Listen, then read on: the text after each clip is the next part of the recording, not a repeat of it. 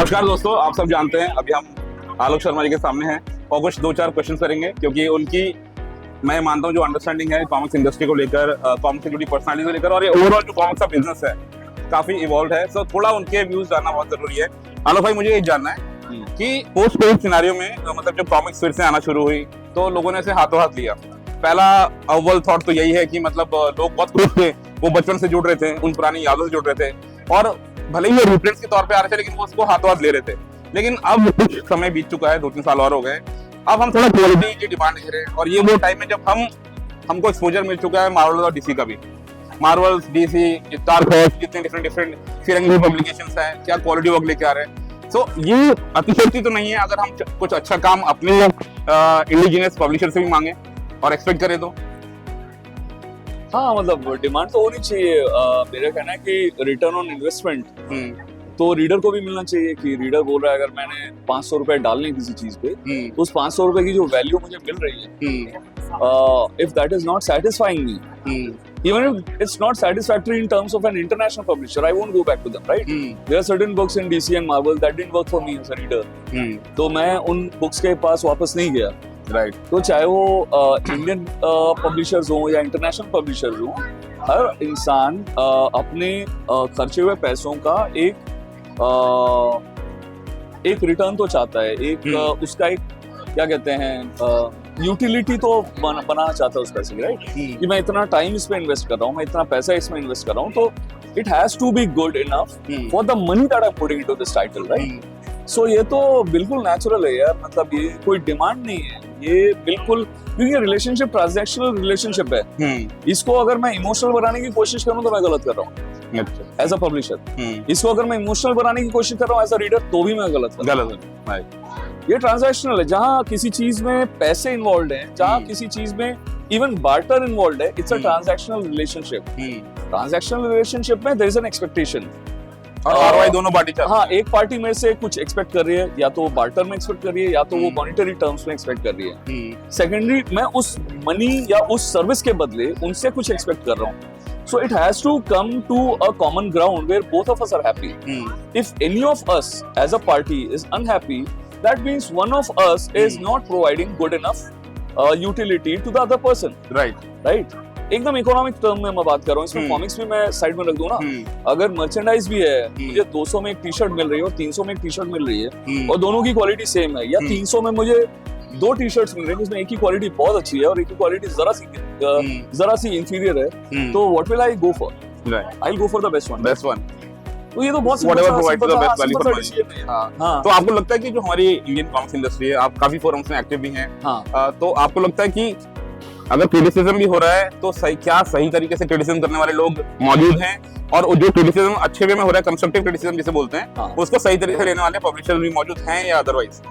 there are two things. There's one thing called criticism, there's second thing called feedback. ठीक है, दोनों तरीके की चीजें हैं। क्रिटिसिज्म का सीन ये है कि हर चीज का एक लाइन होती है, एक दायरा होता है, एक लिमिट होती है, राइट? मुझे लगता है एक लिमिट को क्रॉस करने की किसी को जरूरत नहीं पड़नी चाहिए, जरूरत है भी नहीं, उसके बिना भी बात हो सकती है। You all are civil people, हर कोई पढ़ा लिखा आदमी है। मैं अगर आपको कुछ ओ करता हूँ तो definitely there is a line that has to be match, जहाँ मैं भी इस लाइन के करीब आऊँ, आप भी उस लाइन के करीब आए और हमें कॉन्वर्सेशन रखें। ये कॉन्वर्सेशन होता है दोनों साइड, टू वे होना चाहिए। हाँ, टू वे होता है, कॉन्वर्सेशन वन वे हो ही नहीं सकता। Then it becomes a monologue. Monologue का कोई नतीजा नहीं निकलता है। तो अगर क्रिटिसिज्म मोनोलॉग बन जाता है तो फिर उसका कोई फायदा होगा नहीं, फिर वो हो जाएगा, वो बन जाएगा रैंट। और रैंट और क्रिटिसिज्म में बहुत फर्क है। रैंट को कोई सीरियसली लेता नहीं है। रैंट मुझे इरिटेट कर सकता है बट मुझे फायदा नहीं दे सकता एज अ क्रिएटर। क्रिटिसिज्म अगर कंस्ट्रक्टिव है, मुझे फिगर आउट करना है उसमें से कितना लेना है, कितना नहीं लेना है, कितना मैं ले सकता हूँ इस जगह में, कितना प्रैक्टिकल है, राइट? तो ये सारी चीजें देखी जानी चाहिए, उनको फिल्टर किया जाना चाहिए मेरे हिसाब से। तो एज अ पब्लिशर, जब मैं अपनी एज अ पब्लिशर बात करूँ तो मुझे दुनिया भर के क्रिटिसिज्म मुझे भी आते हैं और बहुत से आए हैं। जब हमने इंडस वर्स लॉन्च किया था, इंडियन मार्केट में कोई भी किताब 1,500 रुपए की नहीं बिक रही थी, ठीक है? तो a lot of people criticise us कि यार ये तो बहुत महंगी किताब है ना। बहुत सारे ऐसे फीडबैक आए थे, 1500 की तो किताब बहुत महंगी पड़ जाएगी। मगर विद इन ईयर मैं सबसे सस्ती किताब था मार्केट का, राइट। जो पेज काउंट है और जो मेरा प्राइस है उसके हिसाब से मैं कुछ पैसे ले ही नहीं रहा हूँ अगर देखोगे तो। जो क्वालिटी है मेरी, आप 5 साल के बाद भी देख लो, जो क्वालिटी मैं मेंटेन कर रहा हूँ, क्वालिटी को मेंटेन कर रहा है कि नहीं कर रहा मुझे नहीं पता, बट मेरे हिसाब से टॉप नॉच क्वालिटी है। इसके ऊपर कोई नहीं गया अभी तक, इसके आसपास है हम लोग, 19-20 है, 21 नहीं गया कोई। और जो नेक्स्ट मैं करूंगा, मेरी कोशिश रहेगी कि मैं इससे 21 करूं, सो दैट मैं उस बेंचमार्क को थोड़ा सा और ऊपर पुश कर दूं। मैं मेरी फाइट लड़ रहा हूं। उस क्रिटिसिज्म में मैंने ये देखा कि 1,500 रुपए लोगों के लिए बहुत ज्यादा प्राइस हो रहा है, मगर मुझे ये भी पता था कि अगर सही क्वालिटी मिलने लगेगी तो लोग बाइंड नहीं करेंगे। मेरा कंपटीशन सिर्फ इंडियन मार्केट पे नहीं है, यहाँ पे पेंगुइन रैंडम हाउस भी है, इवन एट कॉमिक-कॉन। सो कोई मेरे से अगर 1,000 रुपए की किताब खरीद रहा है तो वो वहां की एक 1,000 रुपए की किताब लेट गो कर रहा है, राइट। क्या मैं उसको वो 1,000 रुपए का वैल्यू दे रहा हूँ? अगर मैं दे रहा हूँ तो आई एम हैप्पी। एक फीडबैक आता है, मुझे उसमें से फिगर आउट करना है कौन सी चीजें मुझे लेके अपने अगले सेट पे काम करना है, और आई मूव ऑन। मुझे बहुत ज्यादा नेगेटिव क्रिटिसिज्म से बहुत ज्यादा प्रॉब्लम है नहीं। होगी तो मैं आमने सामने बात करके बात को खत्म कर दूंगा, बजाय उसको लेके लिंगर ऑन करने के। और जिसको समझ में आना उसको समझ में आएगा, जिसको नहीं आना उसको नहीं आएगा। तो ऐसा नहीं कि मैं हर आदमी को समझा सकता हूँ, राइट। एक ही फैमिली में 5 लोग होते हैं और 5 में से 3 लोगों को अगर कोई बात समझ में आ रही हो, 2 को नहीं आ रही होती है, तो हम बोलते हैं ठीक है ना, voice of God is free. 3 लोगों को समझ में आ गया, हम आगे बढ़ते हैं। ये ऐसा ही है यार, इसको इतना सीरियसली लेने की जरूरत नहीं है। मेरा तो ये कहना है कि रीडर्स को भी इतना सीरियसली लेने की जरूरत नहीं है। आपके पैसे हैं, आपके पैसे की वैल्यू अगर आपको नहीं मिल रही है तो मूव ऑन कर जाओ, राइट।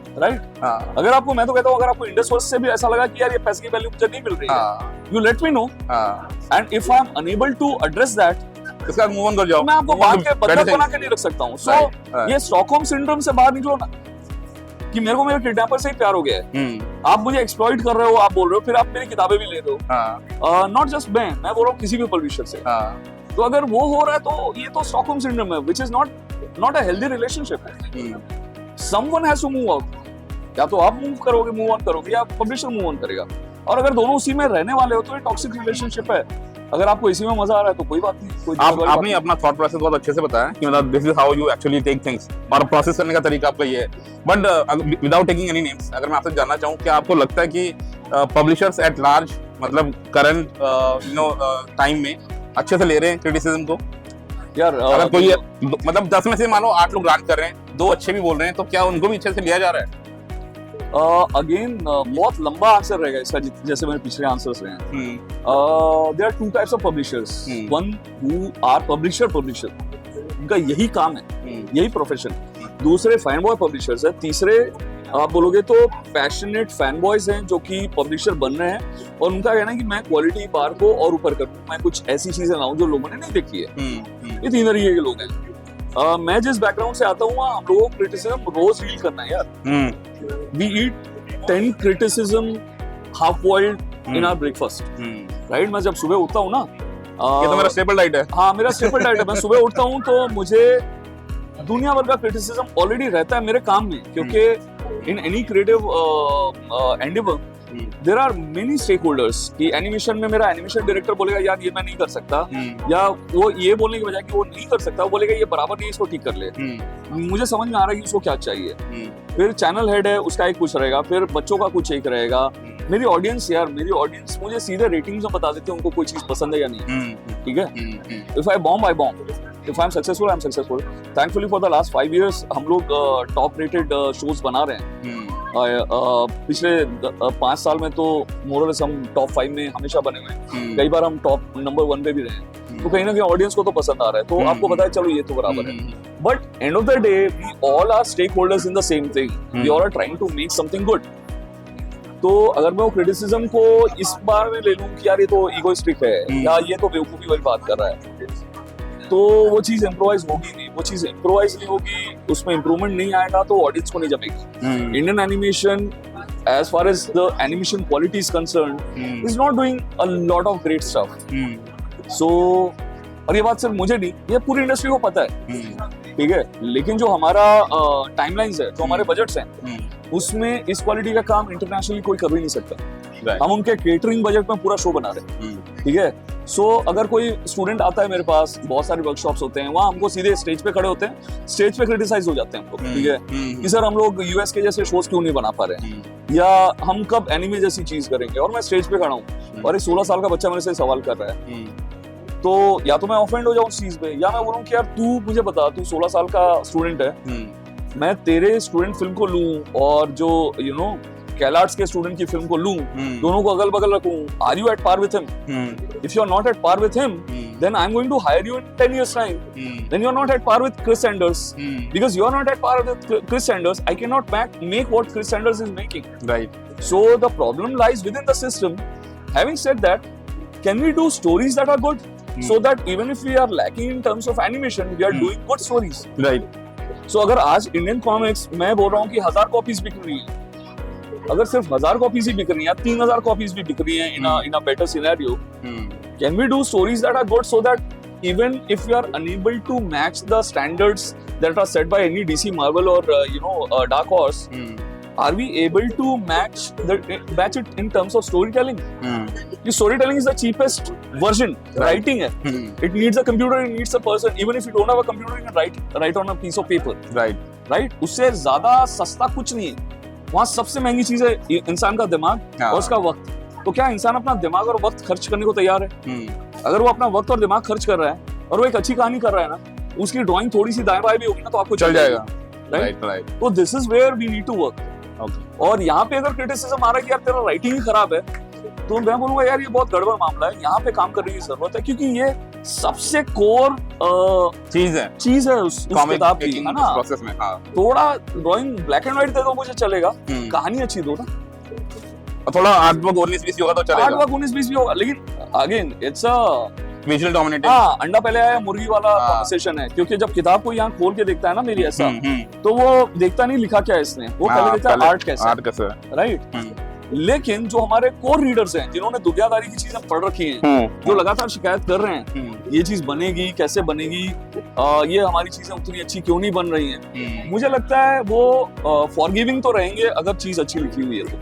अभी भी जो चीजें अच्छी लिखी हुई हैं, जैसे मैंने विक्रमादित्य का एक रिव्यू लिखा था कि the writing is pretty decent, I don't mind reading it, at least structure बराबर है, तो डिसेंट राइटिंग है तो कोई माइंड नहीं करेगा, आर्ट थोड़ा दाएं बाएं रहेगा. तो और अगर राइटिंग अच्छी है और उसके ऊपर आर्ट भी अच्छा आ जाए तो भी तो बल्ले बल्ले है, फिर तो मजा ही आ गया. लास्ट क्वेश्चन, और इसी के मतलब फ्लो में चलते हुए हम बात करेंगे. आपने अभी इन ऑल सीरियसनेस बोला था बीच में कि writing is not up to the mark, जिस नए जमाने के लेखन जिस तरह से आ रहा है, और आपने सामने से ऑफर भी किया कि मैं मतलब एक मतलब अच्छे में, ऐसा नहीं कि कुछ अहंकार था, बट एक मुझे लगता है दो तरीके का अहंकार होता है. एक होता है सात्विक अहंकार होता है, जहाँ आपको पता, आप बोलोगे नीली कलर की तू शर्ट पहना हुआ है, मैं बोलूंगा ये काला है, और मुझे पता है ये काला है, तो मैं आपसे भिड़ भी जाऊंगा उस चीज में, काला है. राइट. जो चीज मुझे पता है कि मैं बराबर बोल रहा हूँ, वहाँ मुझे नहीं लगता सात्विक अहंकार होना कोई गलत बात है. So exactly, मैं भी इसको इन ऑल सीरियसनेस में पूछना चाह रहा हूँ, जो आपने सामने से ऑफर किया था, कोई एक किसी पब्लिशर ने भी उसको सीरियसली लेके, किसी ने रीच आउट किया आपको अलग से कि मतलब मुझे एक प्रोजेक्ट करते हैं? I'll be very honest, publishers बहुत ज्यादा नहीं आए, but there are two people I'm very fond of. They both approach me personally. ठीक है. लेकिन a lot of writers have approached me. अच्छा. In person. Some of them are already working with me. Okay. For tips and how they can brush up their skills. बाकी publishers के साथ वो लोग काम कर रहे हैं. But there are writers who are humble enough to understand what I was saying. They have approached me. There are a couple of people who have DM'd me कि जो आप बोल रहे हो बराबर है. लोग publicly उस चीज को उतना सीना ठोक के नहीं बोल सकते हैं. तो I'm okay with it as long as people are honest about things. अगर 10 लोग में से 4 लोग ही honest है, तो आपका 40% जो creators हैं वो honest हैं. मेरे ख्याल से वो बहुत बड़ा नंबर है. आपका जो ऑनेस्ट अटेम्प्ट है आगे बढ़कर, मतलब एक स्टेप आगे बढ़कर इंडस्ट्री को हेल्प करने का, मुझे लग रहा है कहीं ना कहीं थोड़ी मैं कोई इंडस्ट्री को हेल्प नहीं कर सकता, कोई दुनिया में किसी इंडस्ट्री को हेल्प नहीं कर सकता. Second thing is example set कर सकते हैं. नहीं, also it's very wrong to call it an industry. Industry तो खैर भाई लिज्जत पापड़ गृह उद्योग है, उसका अकेले का सेल हमारी पूरी इंडस्ट्री से ज्यादा है महीने का. ठीक है. सो वो उसको भी लघु उद्योग बोलते हैं, तो आप इसको उद्योग बोल कैसे सकते हो? ये सब पैशन प्रोजेक्ट्स हैं सबके, सारे हाँ, तो पैशन And- प्रोजेक्ट्स ही हैं, इनको इंडस्ट्री बोलना ही बंद कर दो। and each one of हाँ। them is doing something on the side as main profession. ये सारा उनका पैशन प्रोजेक्ट ही चल रहा है। सबका पैशन प्रोजेक्ट है, क्रिएटर हाँ। से लेके पब्लिशर, सबका पैशन प्रोजेक्ट्स है। सबको ये पता है कि इसमें पैसे नहीं बनेंगे, कल को इसकी कोई चीज बन गई तो जरूर पैसे बन जाएंगे। But I be very honest, it's not an industry. मैं मानता ही नहीं, मैं पहले भी 1000 बार बोल चुका कि इसको इंडस्ट्री बोलना बंद कर देना चाहिए। इंडस्ट्री का जो डेफिनेशन है, गवर्नमेंट ऑफ इंडिया की वेबसाइट पे जाके देखिए, उसका टर्नओवर मिनिमम क्या होना चाहिए।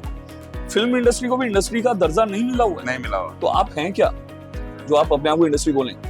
तो मुझे नहीं लगता हम में से कोई भी इंडस्ट्रियलिस्ट तो नहीं है। सही टर्म क्या होगा अपने आप को डिफाइन करने के लिए? हम सब क्रिएटर्स हैं, क्रिएटर्स हैं। It's a creators economy, call it's an इसको कम्युनिटी बुलाना ठीक रहेगा, क्योंकि कुछ दिन पहले मेरी खुद कम्युनिटी ही बोल सकते हो, सोसाइटी बोल हाँ। सकते हो, मेरा सुदीप, एसोसिएशन बोल सकते हो, संघ बोल सकते हो। हाँ, जो राइटर है सुदीप मेनन, उससे कुछ दिन पहले मेरा यही डिस्कशन हो रहा था कि we should better call it a community.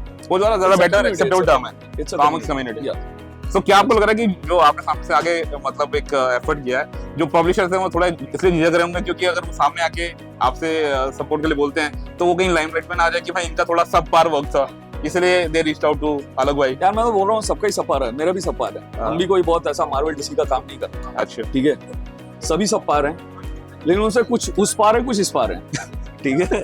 ऐसा काम ना हो कि तड़ी पार हो जाए कुछ लोग। हाँ, मतलब एक नहीं तड़ी पार भी होते रहते हैं, हाँ। और तो सर्वाइवल ऑफ द फिटेस्ट है। आप 5-6 साल के लिए दिखते नहीं, फिर दोबारा सीन में आते हैं। But thanks for your thoughts, बहुत अच्छा लगा आपसे बात करके, चलो, थैंक्स, नाइस। और thanks for coming to the comic con. आपके आने से थोड़ा एक कहते हैं एक ज्वेल और बढ़ जाता है अरे ये दिल्ली कॉमिक कॉन नामक क्राउन में। No, thank you so much.